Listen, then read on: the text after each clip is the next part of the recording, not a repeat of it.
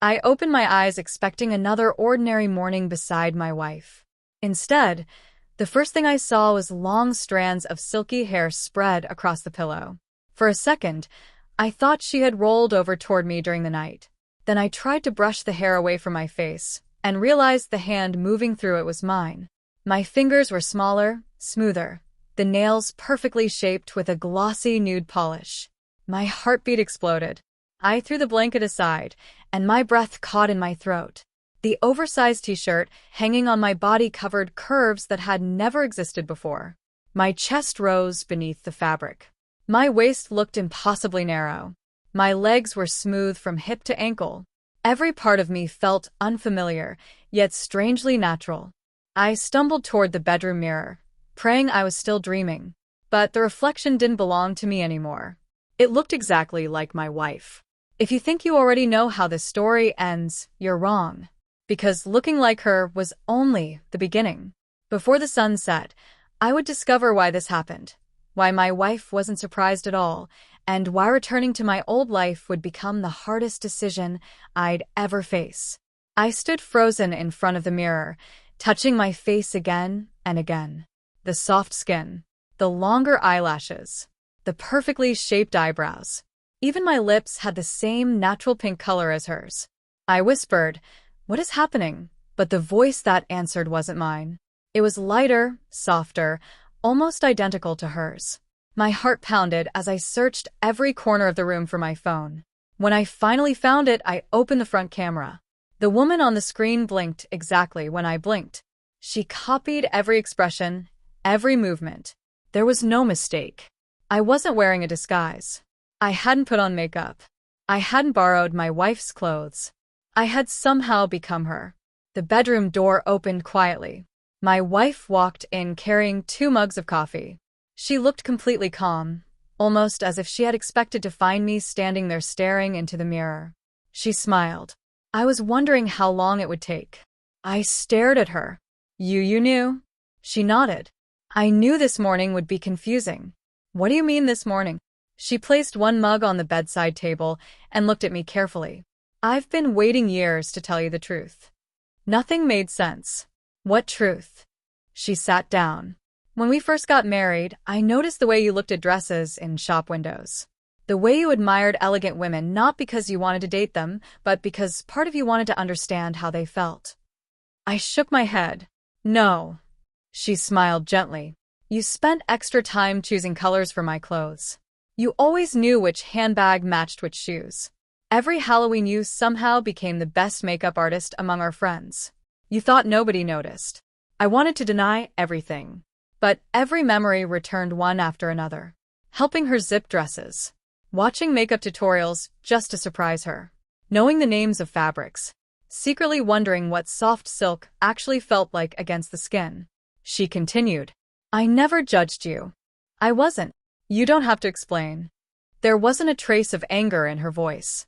Only kindness. "I knew there was a part of you kept hiding." I looked away. I buried it. "I know." Silence filled the room. Then she stood. "Come with me." She led me into the walk-in wardrobe. Normally it was just another closet. Today it looked completely different. Every dress seemed brighter. Every pair of heels looked more inviting. Rows of neatly organized blouses, skirts, handbags, and jewelry filled every shelf. I couldn't stop staring. She noticed. "You've always organized this wardrobe better than I did." I laughed nervously. "I guess I did." She picked up a simple pastel blouse. "Touch it." "I shouldn't." "Why?" "I don't know." She gently placed it into my hands. The fabric felt unbelievably soft.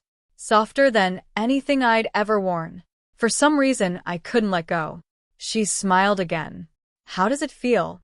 I searched for words. "Comfortable." "No." I looked at her. "It feels right." Hearing myself admit those words sent a strange wave of emotion through me. Not embarrassment. Relief. She opened another drawer. Inside were makeup brushes arranged perfectly. Lipsticks sorted by shade. Foundations. Eyeshadow palettes. Everything looked like professional equipment. "You've watched hundreds of tutorials with me." I nodded. "I remember." Today, She paused. it's your turn. My stomach tightened. I don't know where to begin. She laughed softly. Yes, you do. She handed me a makeup sponge. Without thinking, my fingers held it correctly. Foundation. Blend outward. Concealer beneath the eyes. Powder only where needed. One step after another came naturally. She watched quietly. You remembered everything. I looked into the mirror as the face became brighter, smoother, more polished. I never realized I was paying attention. You always were. Then came mascara. A soft brown eyeshadow. A touch of blush.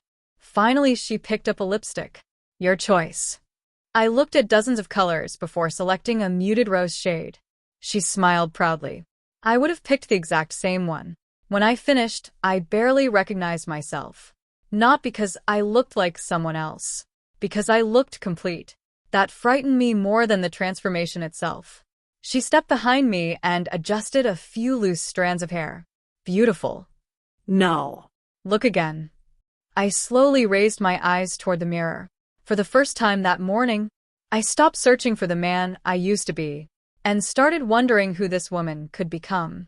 Before I could answer that question, my wife reached into the wardrobe, pulled out a simple knee-length dress, and held it toward me with a knowing smile.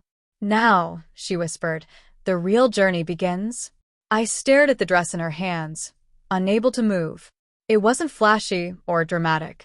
It was a simple navy blue fit-in flare dress with three-quarter sleeves and a soft flowing skirt. The kind of dress I had seen my wife wear dozens of times without giving it much thought.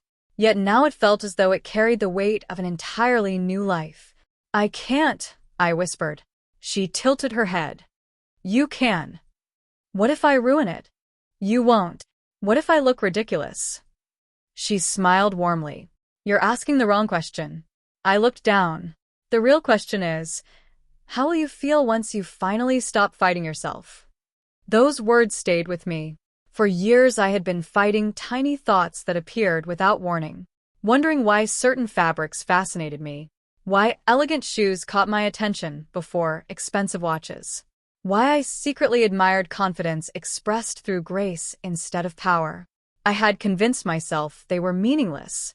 Now I wasn't so sure. She placed the dress into my hands. Go ahead. I stepped into the bathroom and closed the door. The room suddenly felt silent. My reflection watched me with nervous eyes. I slowly removed the oversized shirt I had woken up wearing. Seeing my transformed body in the mirror still felt surreal. My shoulders were softer. My waist curved inward naturally. My hips balanced my figure. My skin looked smooth without effort. I carefully slipped the dress over my head. The fabric settled around me effortlessly. No awkward pulling. No discomfort. It fit as though it had been tailored specifically for me. I turned slightly. The skirt moved with the gentlest motion. I had watched my wife make that same movement hundreds of times. Now I understood why. The feeling wasn't about looking beautiful. It was about how the clothes responded to every step. I couldn't stop moving. Just a little. One slow turn. Another. The skirt floated gently before settling again. I smiled without even noticing. When I finally opened the bathroom door, my wife looked up from her coffee. For several seconds, she said nothing. Then she quietly smiled. There you are. I frowned. What do you mean? I've never seen you stand that naturally. I looked down. Without thinking, my posture had changed. My shoulders were relaxed. My back was straight. My hands rested comfortably instead of hanging stiffly. Even my breathing felt calmer. I didn't do that on purpose. I know. She walked over and adjusted the collar slightly. Clothes don't change people. She paused. They simply reveal how comfortable someone feels. I looked into the hallway mirror. The person looking back seemed strangely confident despite having no idea what was happening. Still, one thing immediately caught my attention. My hair. What about it? I don't know how to style it. She laughed. Then today you'll learn. She guided me toward her vanity. Hairbrush, wide tooth comb, hair serum, hair dryer, curling brush. Everything was neatly organized. She handed me the brush. Start slowly. I brushed from the ends first. She raised an eyebrow. I never taught you that. I've seen you do it. She smiled. You notice everything. Apparently I did. She showed me how to use a little serum to prevent frizz, how to lift the roots while drying, how to frame the face naturally instead of forcing volume. Within 20 minutes, my hair looked polished without appearing overly styled. I couldn't believe such small details changed everything. Then came accessories. She opened a jeweler box. Inside were dozens of earrings, necklaces, bracelets, rings. So many choices. That's the fun part. She picked out 3 different necklaces. Which one? I studied each one carefully. The first looked too formal. The second felt too bold. The third was delicate and understated. I picked the third. She grinned. Again, exactly what I would have chosen. I laughed. Maybe I've been secretly studying fashion for years. You have. She handed me a small pair of pearl earrings. I hesitated. I've never worn earrings. Today is full of firsts. Once they were on, I turned back toward the mirror. Tiny details. Yet together they transformed the entire appearance. I understood something I had never appreciated before. Style wasn't about wearing expensive clothes. It was about balance. Nothing competed for attention. Everything worked together. Then my eyes dropped toward the floor. The heels. I immediately shook my head. No. She folded her arms. Why not? I'll fall. You probably will. Exactly. And then you'll stand back up. She placed a pair of low nude block heels in front of me. Not stilettos. Thankfully. They're training heels. I slipped them on carefully. Standing suddenly felt different. My weight shifted forward slightly. I instinctively leaned awkwardly. She stopped me. Relax your knees. I tried again. Straighten your back. Better. Small steps. I walked. Step, step, step. The first few meters felt clumsy. Then she pointed toward the mirror. Watch your feet. I looked. No. Watch your posture instead. The moment I stopped staring at my shoes, everything improved. Shorter steps. Gentler movement. Balanced shoulders. I reached the other end of the room, without stumbling. Again. This time I was smoother. Again. Better. Again. Even better. Within half an hour, I wasn't thinking about walking anymore. I was simply walking. She clapped softly. See. I actually did it. You did. Then she surprised me. Now carry this. She handed me a handbag. What? Most people can walk. She smiled. Walking while naturally. Carrying something is different. I laughed. You've planned this. For years. I placed the handbag over my shoulder. Immediately, I realized my posture changed again. I relaxed instead of stiffening. The movements became more natural. It wasn't about pretending. It was about adapting. Every small lesson built upon the last. Clothes, hair, Accessories. posture. Walking. Each one seemed insignificant alone. Together, they completely transformed the way I carried myself. By lunchtime, I almost forgot how terrified I had been that morning. Instead, I found myself asking questions. Why do certain colors work together? What shoes fit different outfits? How do you know when makeup is too much? My wife answered every question patiently. She wasn't teaching me how to become someone else. She was teaching me how to understand details I had ignored my entire life. Late that afternoon, she looked at me thoughtfully. I think you're ready. For what? She picked up her car keys. We're leaving the house. Every ounce of confidence I had built over the last few hours vanished instantly. What? She nodded toward the front door. It's time to find out whether your confidence only exists in front of a mirror or whether it can survive in the real world. My heart started racing again as I looked toward the door, knowing that once I stepped outside, there would be no hiding from whatever waited beyond it. My hand froze on the doorknob. Just a few hours earlier, I had been terrified of my own reflection. Now I was about to step outside, looking exactly like the woman I had spent years calling my wife. The thought made my pulse race. I can't do this, I whispered. My wife stepped beside me and gently placed a hand on my shoulder. You don't have to be perfect. What if everyone stares? They probably won't. And if they do? She smiled calmly. People usually spend far more time worrying about themselves than judging strangers. I wasn't convinced. She opened the front door anyway.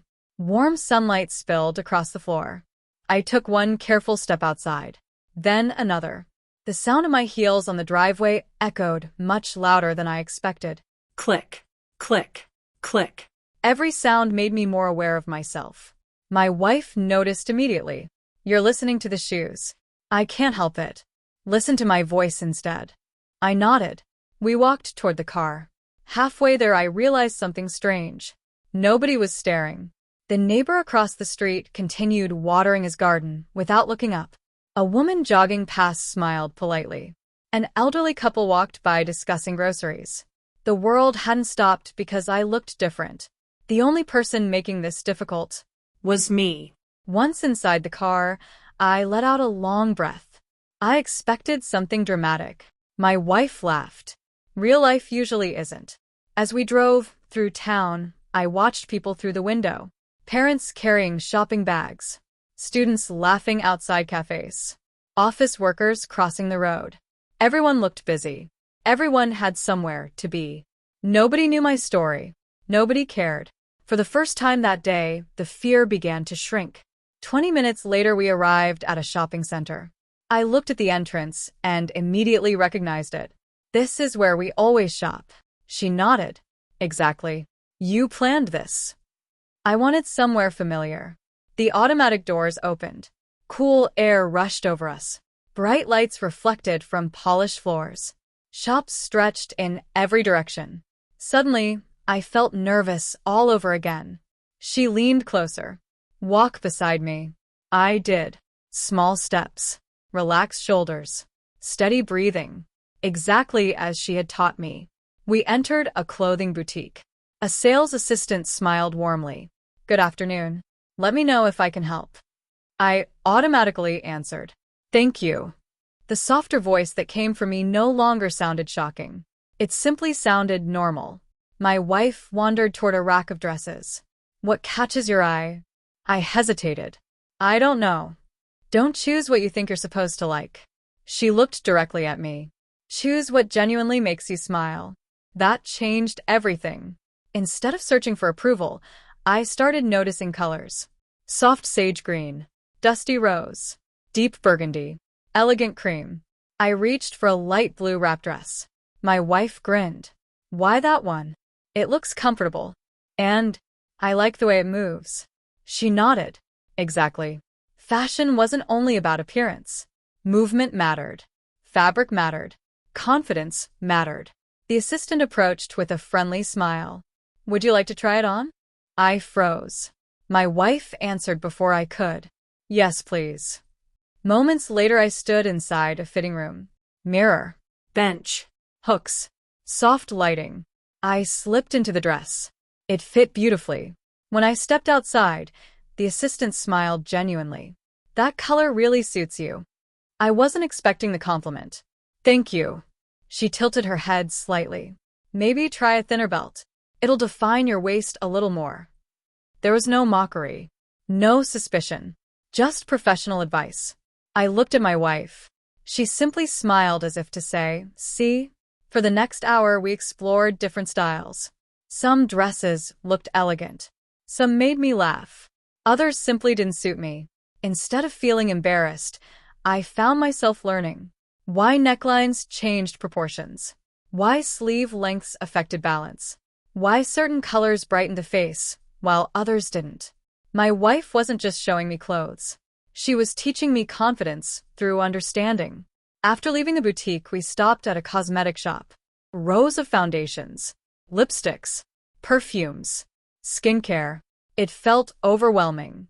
A beauty consultant approached with a welcoming smile. Looking for anything today? Before I could answer, my wife gently nudged me.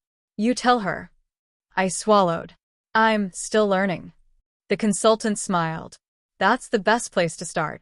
She spent nearly 20 minutes explaining skincare before makeup, hydration before foundation, sunscreen every day, removing makeup properly, healthy skin first, perfect makeup second.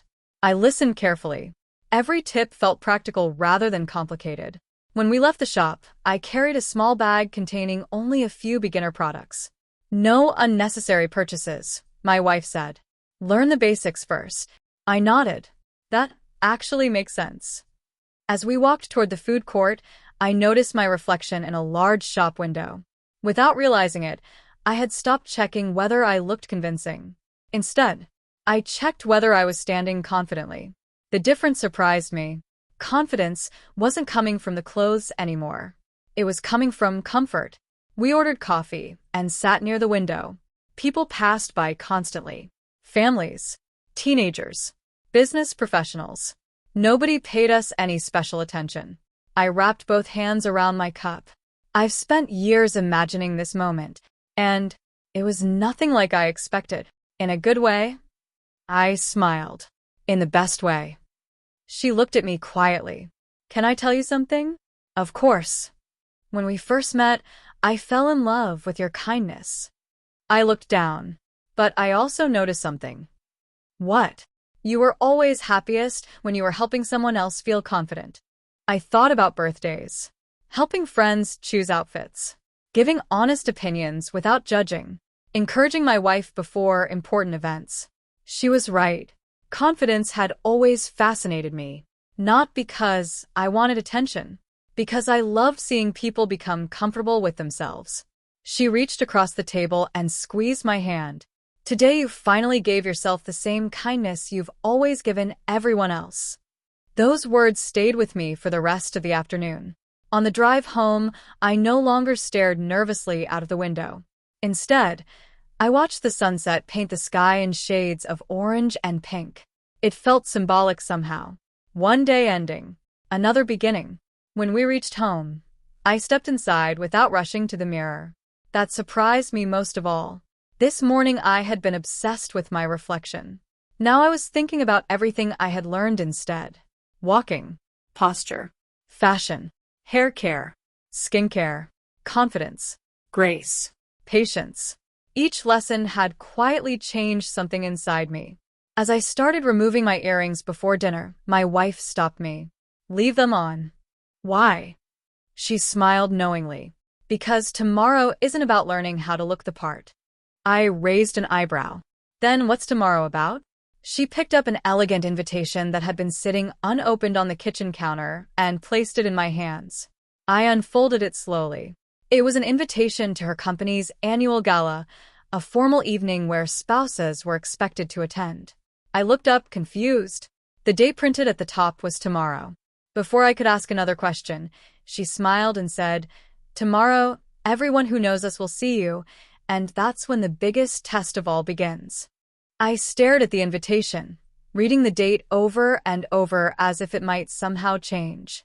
Tomorrow, less than 24 hours away.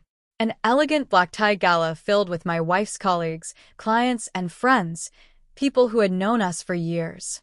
If there was ever a moment to panic, this was it. "There has to be another way," I said quietly. My wife shook her head. "You've spent today learning how to wear beautiful clothes. Tomorrow you'll learn something much more important." And what's that? How to believe in yourself when everyone is watching. That sentence stayed with me all evening. After dinner, she led me back to the wardrobe. "This isn't about finding the prettiest outfit," she explained. "It's about choosing something that reflects who you are." We looked through dresses together. Some were glamorous. Some were covered in sequins. Others were simple and elegant. Hours earlier, I would have picked the most eye-catching one, believing beauty meant attracting attention. Now my eyes stopped on a classic emerald evening gown. It wasn't loud. It wasn't extravagant. It was graceful. "I think this one." My wife smiled proudly. "I was hoping you'd choose that." "Really? You've stopped dressing for approval." She gently touched the fabric. "Now you're dressing for confidence." The next morning I woke before sunrise. For a brief moment, I forgot everything that had happened. Then I caught my reflection in the wardrobe mirror. Instead of shock, I smiled. The fear that had filled me yesterday had been replaced by curiosity. I wanted to see how much I had learned. After breakfast, I prepared almost entirely on my own. Skincare first. Moisturizer. A light primer. Foundation blended carefully. Concealer only where needed. Soft eyeshadow. Mascara. A natural blush. Muted rose lipstick. Nothing excessive. Everything balanced. When I finished, my wife quietly walked into the room. She studied me for several seconds. You didn't need my help. I remembered. You understood. There was a difference. I hadn't memorized steps. I understood why each one mattered. Hair came next.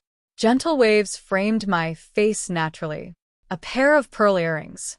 A delicate silver bracelet. Simple heels. The emerald gown. When I finally stood before the full-length mirror, I no longer searched for traces of the man I used to be. Instead, I saw someone calm. Someone elegant. Someone comfortable. My wife stepped beside me. For a moment, we simply looked at our reflections together. Then she smiled. We could almost be sisters. I laughed. Yesterday, that would have terrified me. And today, it just makes me smile. The gala was held in a beautiful hotel ballroom. Crystal chandeliers sparkled overhead. Soft music filled the room. Guests arrived in elegant suits and evening gowns. As we approached the entrance, my heart began racing again. My wife gently squeezed my hand. One breath. I inhaled slowly, then exhaled. You ready? No. She laughed. Perfect. We walked inside together. Conversation filled the room. Laughter echoed from every corner. Waiters moved gracefully between guests carrying drinks and desserts. For a few minutes, I kept expecting someone to stare. Nobody did. People smiled politely. Some complimented my dress. Others admired my earrings. One woman even asked where I bought my shoes. I found myself thanking them naturally. No panic. No pretending. Just conversation. As the evening continued, something unexpected happened. People weren't interested in how I looked. They were interested in how I made them feel. One colleague spoke about changing careers. Another admitted she struggled with confidence before presentations. Someone else joked about never understanding fashion. Without thinking, I encouraged each of them. Listening. Smiling. Offering simple advice. Exactly as I always had. Only now, I realized confidence had never belonged to one appearance or another. It belonged to kindness. Hours passed. Near the end of the evening, the company's director walked onto the stage. He thanked everyone for attending before inviting guests to share something they had learned during the year. Several people spoke. Then, unexpectedly, he looked toward our table. Would either of you like to say a few words? I froze. My wife looked at me. This one's yours. I slowly stood. Every eye in the ballroom turned toward me. Yesterday, that would have been my worst nightmare. Tonight, I walked calmly to the stage. The microphone felt surprisingly light. I looked across the room and smiled. I learned something I wish I'd understood years ago. The room became silent. I used to think confidence came from looking perfect. A few people nodded. But confidence doesn't begin in a mirror. I paused. It begins the moment you stop hiding the parts of yourself that make you different. The room remained completely still. We spend so much of life worrying about what strangers might think. I smiled gently. The truth is, most people are simply hoping they'll be accepted too. Several guests smiled back. So, if you admire elegance, learn it. If you admire kindness, practice it. If you admire confidence, build it one small step at a time. Because becoming comfortable with yourself is far more powerful than becoming impressive to everyone else. The room erupted into applause. I looked toward my wife. She wasn't applauding the loudest.